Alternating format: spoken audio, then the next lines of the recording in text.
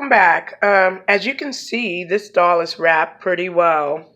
I went around each of her limbs 2 to 3 times with the smaller bubble tape, and then I went around her torso area with the larger size bubble tape to secure her body, make sure the limbs don't break as well.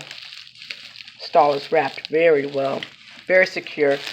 I was careful to make sure I went around her head several times, and I used a really good tape to make sure that this doll is secured. The last doll that I have to or need to wrap is my vintage doll.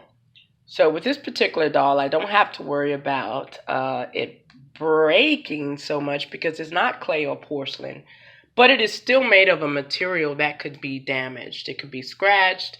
It could easily get a dent in the surface if something falls on it.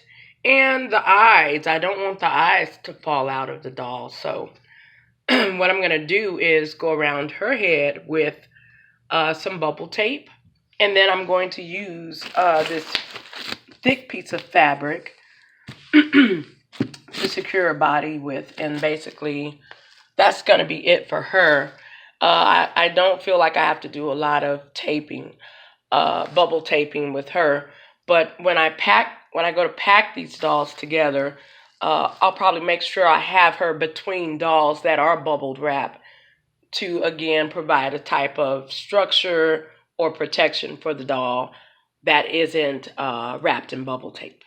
All right.